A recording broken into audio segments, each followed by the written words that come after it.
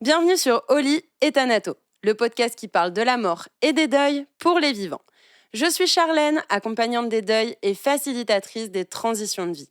Pour se reconstruire d'une épreuve, il faut la comprendre, mettre les mots, trouver des outils et un cadre qui nous permettent de l'intégrer à notre histoire et à notre quotidien.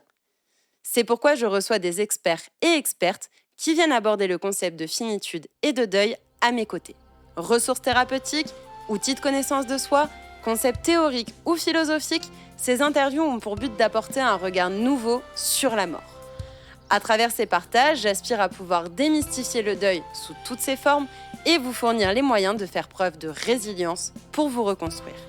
Place à notre expert.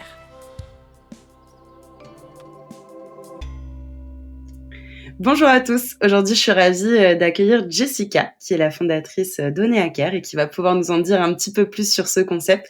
Je voulais déjà avant toute chose te remercier de ta confiance pour enregistrer cet épisode et puis je te laisse te présenter et nous partager un petit peu plus de toi.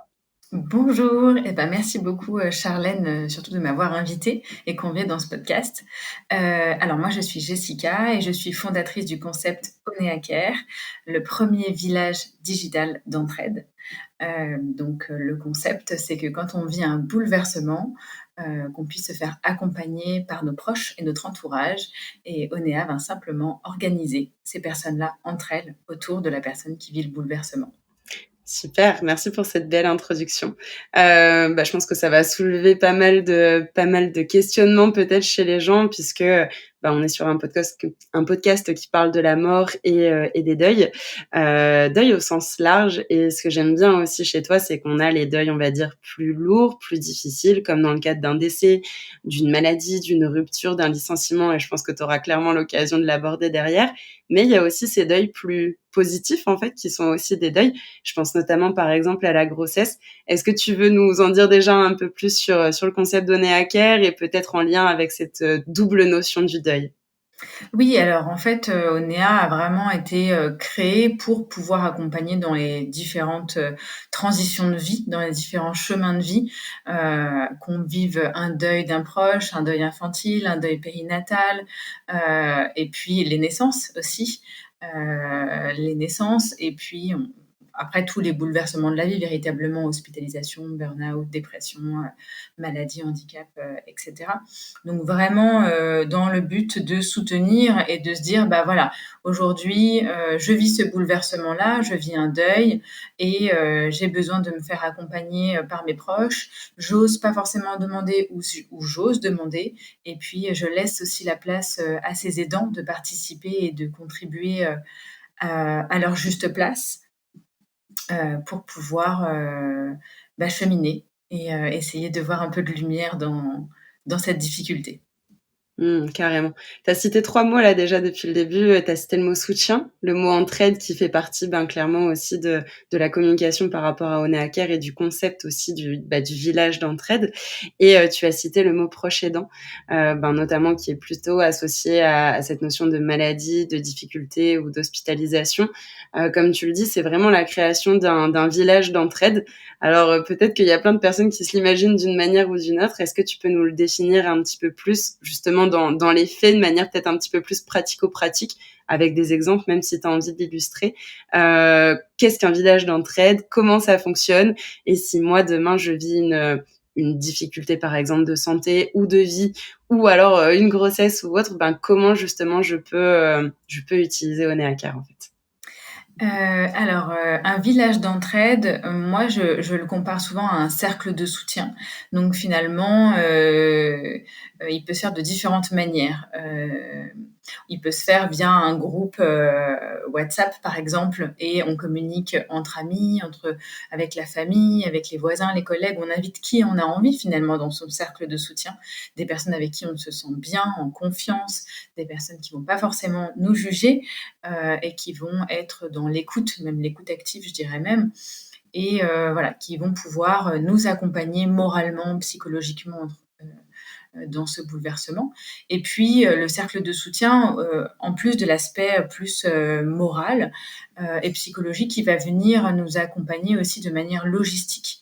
C'est-à-dire que Il y a des aidants qui vont vouloir participer et contribuer, de manière humaine, en apportant un repas, en venant faire la lessive, le ménage, en berçant bébé pendant que maman prend sa douche ou en allant chercher les aînés à l'école. Voilà, c'est vraiment, de se dire un cercle de soutien, un village d'entraide, c'est une petite communauté autour de soi, composée de ses proches et de ses aidants, de son entourage. Donc comme je le disais, famille, amis, voisins, collègues, connaissances. Ça peut être aussi son réseau sur Instagram. Enfin, on choisit vraiment qui on a envie d'avoir pour nous soutenir pendant le bouleversement, et on l'intègre du coup, voilà, à ce village-là. Et de manière, pratico-pratique, comment est-ce que ça fonctionne, chez Onea? Eh bien, en fait, on peut créer un village d'entraide pour soi, parce qu'on vit un bouleversement, ou pour quelqu'un d'autre, parce qu'il vit un bouleversement et qu'il est OK de recevoir de l'aide. Hem On va créer une liste de besoins, un peu comme une liste de naissance, mais version aide. Donc, on va choisir les aides qu'on a envie de recevoir. J'aimerais que quelqu'un m'apporte un repas, comme on disait tout à l'heure, vienne faire le ménage, assure les rendez-vous de suivi pour aller chez le pédiatre, par exemple, ou aller chez l'orthophoniste, ou aller chez la psychomote, pour notre fils aîné, ou voilà.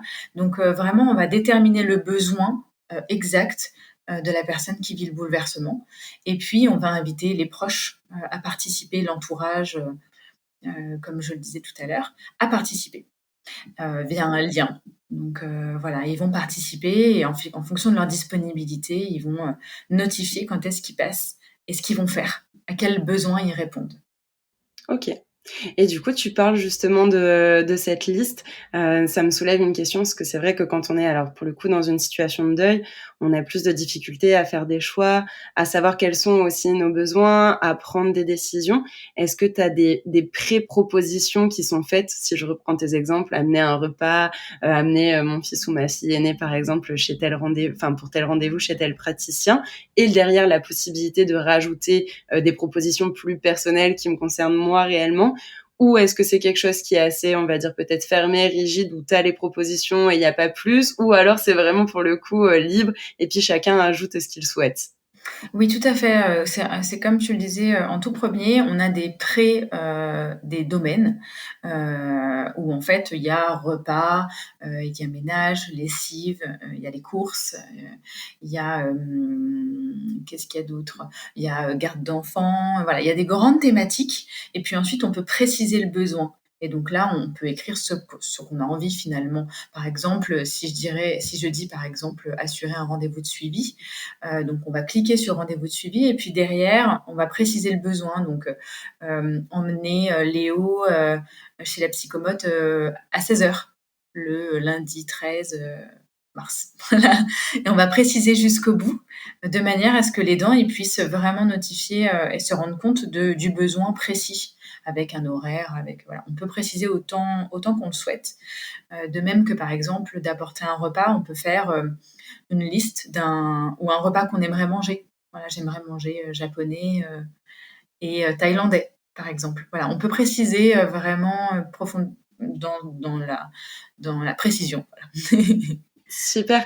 Je trouve que c'est super intéressant, alors vraiment notamment dans le cadre d'un deuil qui est plus lourd, plus difficile justement à transmuter, et pour se reconstruire, parce que, ben, j'en reviens à cette notion de besoin, mais on a parfois du mal à mettre les mots, par soi-même, et de se dire: «Ben, je sais pas en fait de quoi j'ai besoin», et d'avoir un peu des exemples sous les yeux, ça peut aussi souligner certains besoins que la personne peut avoir, sans même l'avoir conscientisé, sans même forcément s'en rendre compte, et se dire: «Bah, en fait, oui, c'est vrai que cette chose-là, ça pourrait clairement m'aider, ça pourrait clairement me soulager», et c'est aussi, je trouve, une facilité pour pouvoir demander de l'aide, ce qui est pas toujours simple non plus dans nos sociétés où la vulnérabilité, c'est vu, comme de la faiblesse, alors que pour moi, c'est absolument pas ça, et justement cette entraide, cette solidarité qu'on peut retrouver, enfin moi, ça me fait toujours écho aux tribus, en fait, où les gens sont là les uns pour les autres et que chacun va venir aider, à sa manière, mettre sa pierre à l'édifice, chose qu'on a quand même beaucoup perdue. Alors je vais parler au niveau français en tout cas, mais en tout cas en Occident aussi, je trouve que c'est quelque chose qu'on a assez, assez peu développé maintenant, éventuellement parfois dans les campagnes et dans les villages et encore ça se perd aussi. Donc je trouve ça génial de pouvoir, le remettre en place, le remettre en plus de ça, au goût du jour et notamment par l'intermédiaire des réseaux, d'internet et cetera et de l'avoir de manière, dématérialisée. Bon, j'ai déjà cité un peu quelques bénéfices que moi je perçois, mais quels sont un peu les bénéfices que toi tu peux percevoir en tant que fondatrice? Hem Et quels sont les bénéfices, peut-être les retours que tu as déjà aussi des premières personnes qui ont pu participer, à la plateforme, qui ont pu, créer et du coup recevoir cette entraide, ou aussi, participer et être acteur de cette entraide? Alors oui, effectivement, je suis assez d'accord avec toi, où on a un peu, perdu, cette notion d'entraide finalement et on y revient, fort heureusement. Alors ce que j'ai pu percevoir de ces premiers villages qui ont été créés, puisqu'aujourd'hui on en a 372 qui ont été créés, à l'échelle nationale, donc c'est super. Et les premiers retours, c'est, au départ, j'osais pas pardon, demander et finalement, j'ai osé et chacun arrive à trouver sa place et je pensais pas que mon entourage, contribuerait à ce point, dans mon événement quoi, dans mon bouleversement. Donc trop chouette. C'est un premier pas, à faire. Je pense que le plus dur, c'est d'oser demander. C'est pour ça qu'on a vraiment voulu créer cet aspect, on peut créer un village pour quelqu'un d'autre. Notamment dans les situations de deuil où effectivement, comme tu le disais, on peut pas demander ou on n'est pas en capacité, c'est compliqué. Et du coup, on s'est dit: «Ce serait bien qu'un villageois ou une villageoise prenne le relais sur ça et se dise: moi, je vais lui créer un village avec son consentement, bien sûr, et puis on va créer ensemble la liste de ses besoins. Et si la personne, elle est pas en capacité de noter ses besoins, eh bien, on va revenir aux besoins primaires et se dire, elle a besoin de manger, elle a besoin de boire, elle a besoin que chez elle, ce soit propre». Voilà, donc on revient, aux besoins, primaires. Donc il y a vraiment cette, notion de l'aidant, peut prendre, la place de créateur d'un village et donc prendre la main sur ses besoins. Donc il y a vraiment cette notion où, il a vraiment une place, qui est importante et qui est nécessaire, en fait, pour la personne qui vit le bouleversement. En tout cas, dans les périodes, de deuil. Ça peut être aussi dans une dépression ou dans un burn-out où on n'est pas en capacité non plus. C'est carrément OK, qu'il y ait une personne tierce qui prenne le relais, dessus pour déterminer les besoins et pour mettre, ce soutien en place. Ouais, carrément, ça me fait écho à plusieurs choses. La première, c'est vraiment que, quand on vit un deuil, encore une fois, quel qu'il soit, comme tu l'as dit, ça peut être un burn-out, se casser une jambe et on habite au 4e étage, aller faire des courses, ça va peut-être être un petit peu compliqué. À un moment, il faut manger aussi, par exemple. Enfin, c'est des exemples qui me viennent et où justement on peut avoir cette charge mentale, et le fait d'avoir une personne tierce qui vient nous prêter main forte, en fait, justement pour créer ce village d'entraide, pour écouter nos besoins, pour les souligner et pouvoir les satisfaire en fait. Ça allège aussi cette charge mentale.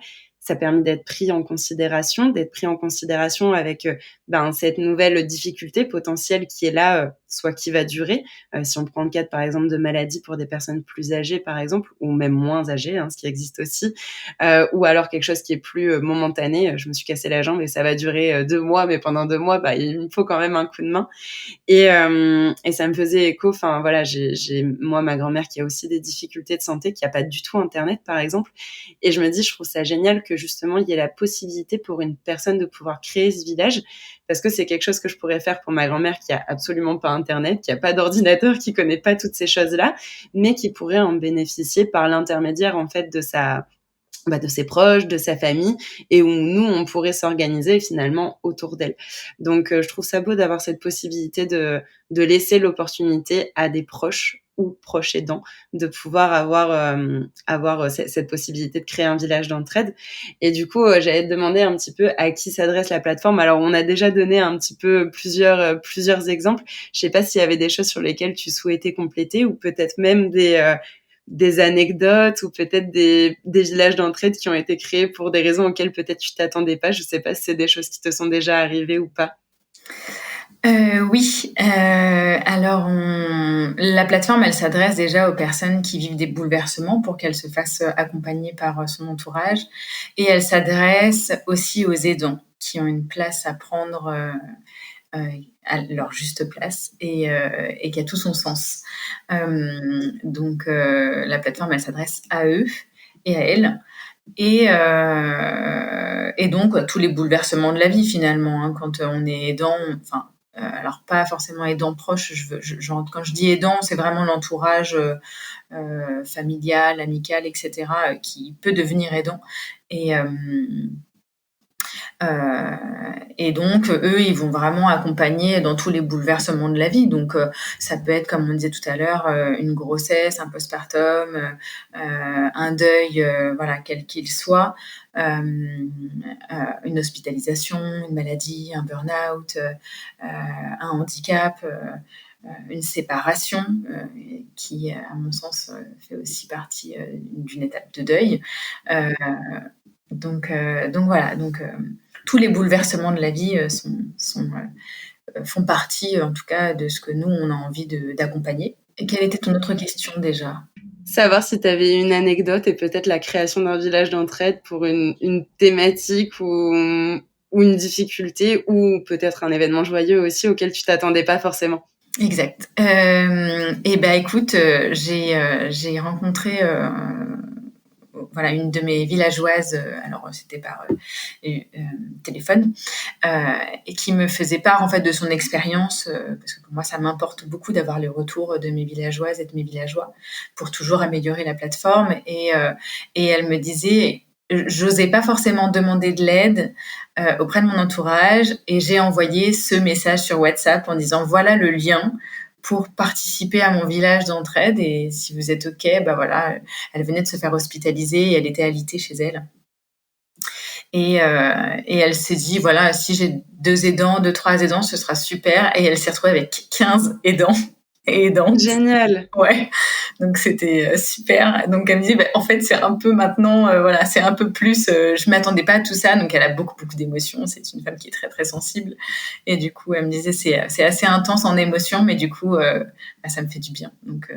ouais, c'est des choses où je me dis: «Bah, waouh, en fait, ça fait du bien de créer des projets comme ça et c'est là où ça a tout son sens». Donc ouais. Ouais, exactement. Et bah, ça complète un peu les 2 questions suivantes que j'avais, c'était comment ça aide les personnes qui sont aidées justement, qui vivent ce bouleversement positif ou plus difficile, plus négatif, où il y a un avant et un après et ça vient complètement chambouler le quotidien, de manière ponctuelle ou de manière plus longue durée selon la difficulté et l'obstacle. Et comment ça aide aussi les aidants, mais tu as dit un mot juste avant qui était le mot sens. Enfin, en tout cas, je vais compléter cette propre réponse si tu l'acceptes, mais il y a vraiment, je trouve, le fait de trouver un sens aussi à nos actions, d'avoir une certaine utilité qu'on manque parfois aussi dans nos sociétés parce qu'on n'a plus le temps ou on prend plus le temps de faire des actions juste gratuites ou des actions bénévoles ou d'être dans des assos. Alors, il y en a encore beaucoup de personnes qui le sont, mais c'est vrai qu'on a quand même perdu, comme on disait, ce côté entraide, cette solidarité, où avant, on allait aider nos personnes âgées ou parfois les anciens étaient chez nous, en fait. Donc, on n'avait pas le choix, on les aidait et c'était quelque chose qui était tout à fait normal et on le faisait bénévolement sans rien avoir en retour. Donc, il y a vraiment, ouais, je trouve cette notion du sens, de la place et de l'utilité. En tout cas, enfin, moi, intuitivement, c'est les choses qui me viennent et je doute pas que tu auras d'autres choses à rajouter pour compléter ces réponses-là. Oui, tout à fait. Je dis souvent que venir en aide, à nos proches et venir en aide aux autres, ça répond à un besoin profond en chacun de nous et cette phrase, je la trouve vraiment, véritable et vraiment, très, ça vient nourrir en fait quelque chose en nous.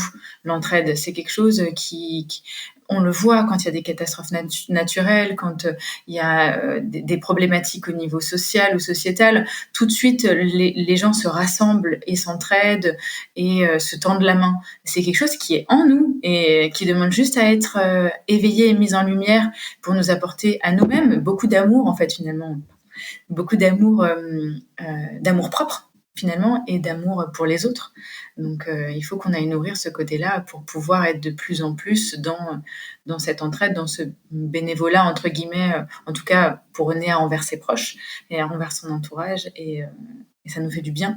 Donc oui, ça répond à ce besoin-là finalement, pour les aidants en tout cas et pour les personnes aidées, de se faire aider, c'est un soutien, heu psychologique qui est énorme parce que ça apporte beaucoup de reconnaissance, sur son épreuve, sur ses émotions, sur son parcours, sur son chemin, et ça apporte beaucoup d'amour.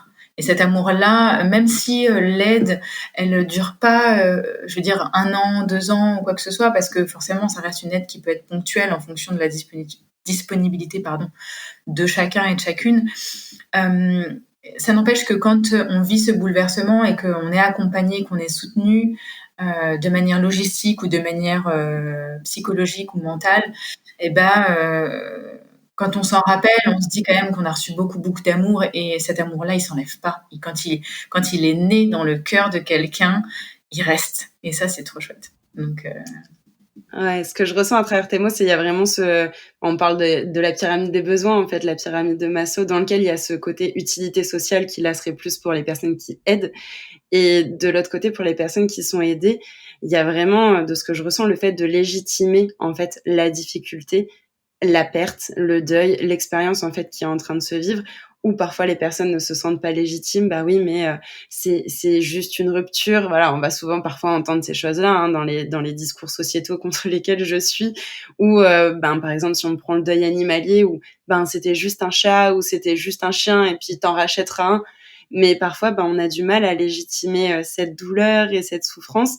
Et donc, on ne s'autorise pas, nous, en tant que personnes qui avons perdu un être cher, qui avons perdu peut-être un enfant qui n'était pas encore incarné, mais qui était déjà dans nos projets, donc qui avait changé certaines choses dans nos aspirations, dans nos envies, dans nos rêves, dans notre avenir proche, dans ce qu'on était en train de se construire. Et donc, ça rebouleverse en fait tout ça. Et c'est ce besoin de légitimer et d'exister en fait avec, en fait, avec tout notre être, c'est-à-dire avec tous nos beaux côtés, toute notre joie, tous nos sourires, mais aussi, ce qui est plus compliqué, en fait, à transmuter et de laisser ces choses-là exister et de se sentir accepté par les personnes qui sont autour de nous comme on est réellement. Et ça fait écho justement à cette personne où tu disais, à la base, elle pensait avoir que 2, 3 personnes et finalement, elle en a eu 15. Mais quel beau message d'amour avec un grand A, en fait, d'amour, d'amitié, d'affection, de partage, d'entraide, justement, pour reprendre tous ces mots-là. Et je trouve que ça a profondément du sens aussi dans la société dans laquelle on est pour remettre justement plus de collectif en fait dans nos sociétés. Et juste pendant ce que tu disais juste avant, tu as énoncé le fait que quand il y avait par exemple des catastrophes naturelles, etc., à l'étranger ou même chez nous, hein, d'ailleurs, ça me faisait écho à cette notion de deuil national. C'est une question qui me vient, auquel tu as peut-être une réponse ou pas, mais est-ce que dans ce que je ressens, là, au Néacar, il reste à un niveau vraiment individuel pour le moment. Est-ce que tu as pour ambition peut-être de le développer d'une autre manière en lien avec ces sujets de deuil national ou avec toutes ces questions justement de catastrophes naturelles? Ou est-ce que peut-être tu t'es jamais posé la question? Eh bien, c'est une très bonne question. On m'a posé la question encore hier aussi, pour acter un peu plus sur, le bénévolat.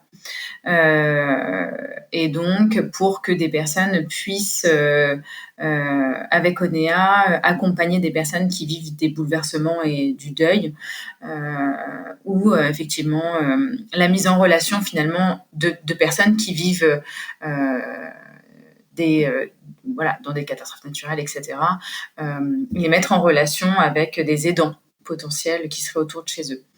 Aujourd'hui, c'est quelque chose que j'étudie, mais que je n'ai pas acté, puisque pour moi, je pense que dans le bénévolat, il faut être formé à l'écoute active, à la communication non violente, voilà, à recevoir certaines informations.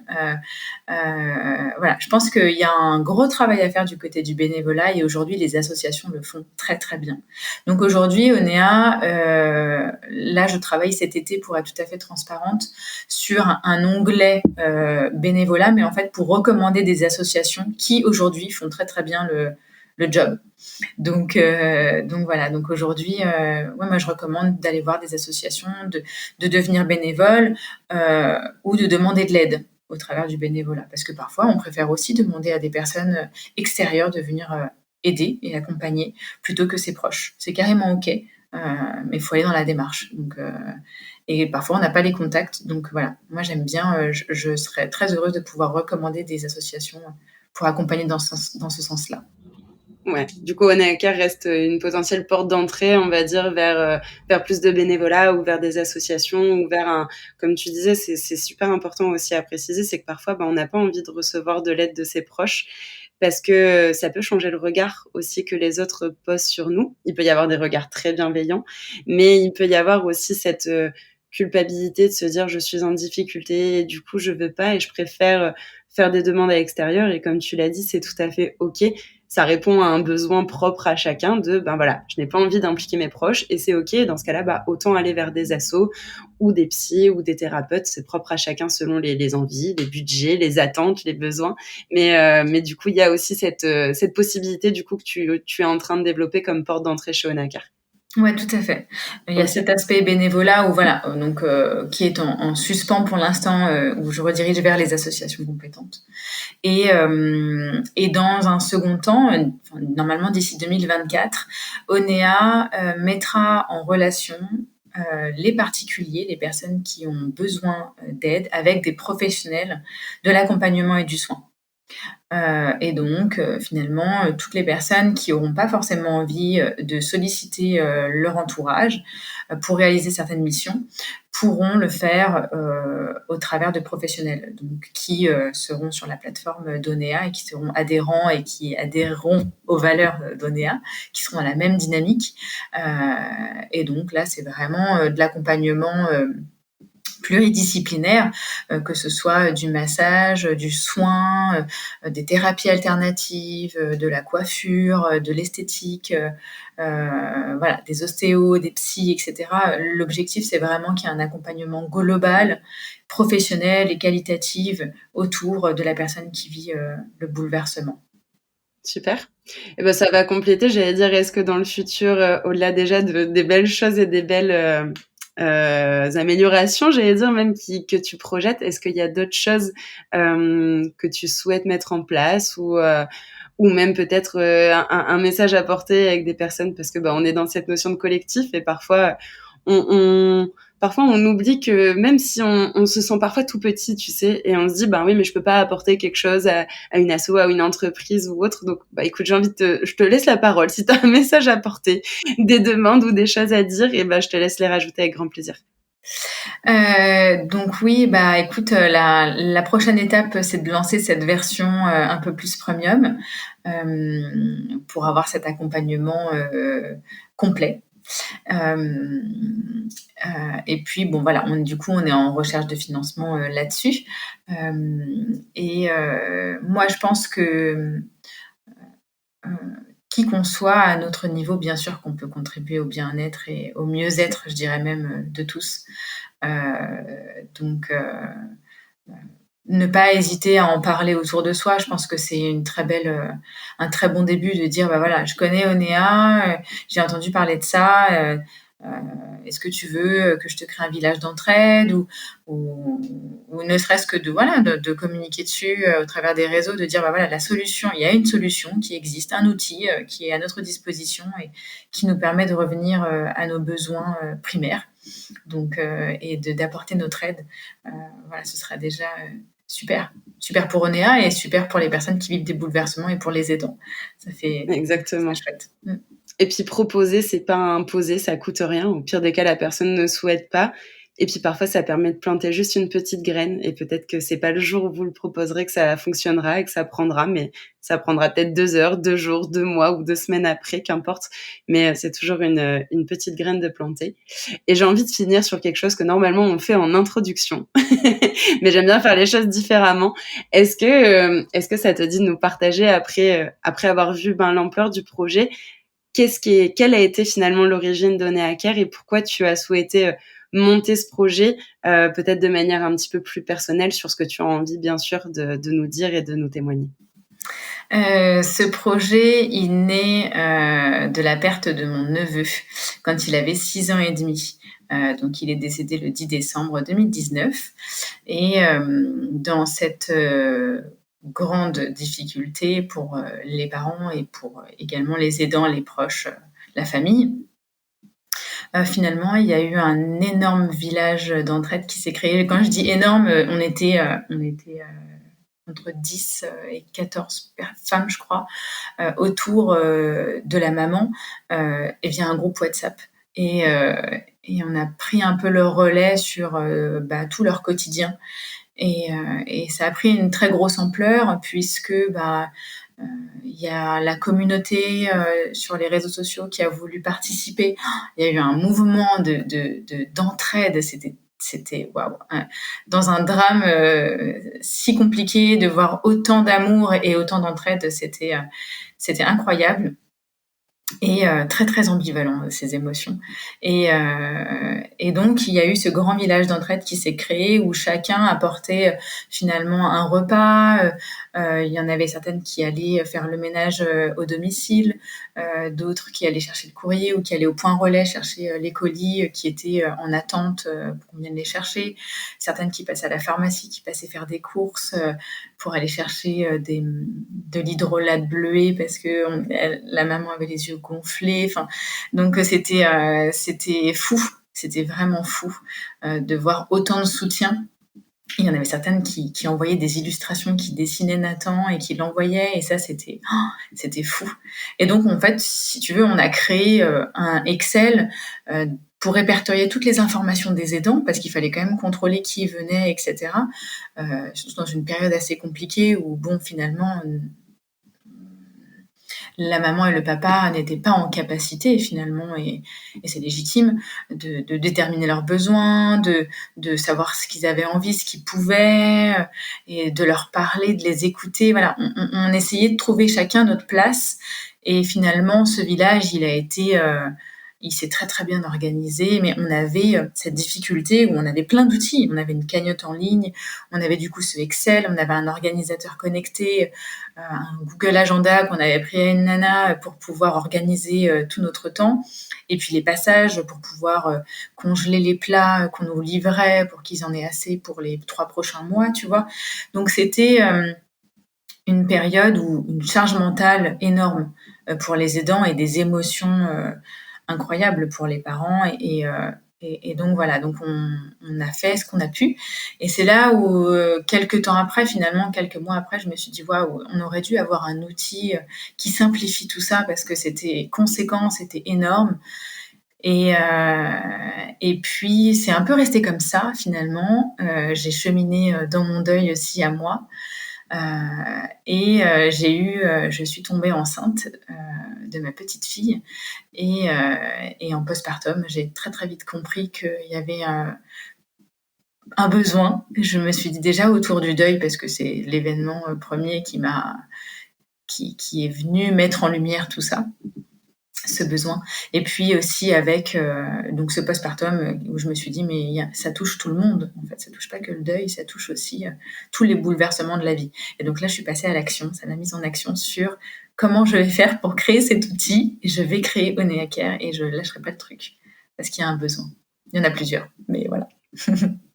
Magnifique. Merci beaucoup pour ce témoignage. Et en fait, ce que je trouve très beau, c'est que ça part d'une expérience qui était personnelle, d'un vécu en fait personnel. Et du coup, j'avais juste envie de rendre un bel hommage à Nathan aussi. Et comme tu l'as dit, il y avait cette ambivalence d'émotions. Ça me fait toujours penser un peu au yin et au yang. C'est-à-dire que, ben oui, il y a de la souffrance dans la joie et il y a de la joie dans la souffrance.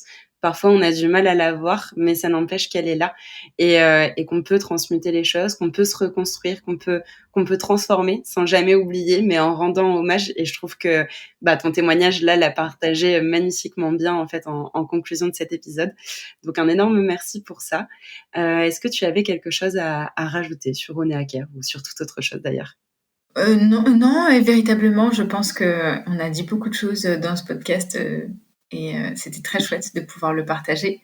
Oui, moi, à la rigueur, j'aimerais beaucoup, ouais, inviter les personnes à se faire aider et à se faire accompagner par ses proches, et aux aidants à trouver leur juste place. Je sais qu'ils ont envie d'aider, je sais qu'ils ont envie de prendre cette place, et c'est le moment de passer à l'action. Et s'ils passent déjà à l'action, parce qu'il y en a beaucoup qui passent déjà à l'action, c'est de se faire accompagner avec des outils où ils sont pas seuls. Vous êtes pas seuls. Merci pour cette invitation et pour ce rappel justement comme tu l'as dit et que parfois, il y a peut-être plein de choses qui s'organisent et là, il y a un outil qui peut vous aider aussi sur cette chose-là et de mettre les choses un peu plus en forme aussi pour, soulager une certaine charge mentale donc autant en profiter. Il y aura tous les liens en description pour pouvoir, te retrouver. J'imagine que si des personnes souhaitent te contacter, au vu de ce que tu as dit, je pense que tu répondras présente à l'appel et voilà. Encore un grand, grand merci à toi et puis, plein de réussites justement et plein d'entraide avec les projets et les villages d'Onéaker. Merci beaucoup, Charlène. À très vite. À très vite. Un grand merci pour votre écoute, votre attention et votre fidélité sur ce podcast. J'espère que ce dernier épisode vous a inspiré et vous permettra d'envisager votre reconstruction. Si vous ressentez le besoin d'être soutenu et accompagné dans votre processus de deuil, nous pouvons en discuter directement lors d'une séance découverte gratuite. Les liens sont en description. Ensemble, changeons notre façon de voir la mort et pour cela, je vous donne rendez-vous ici même dès lundi prochain.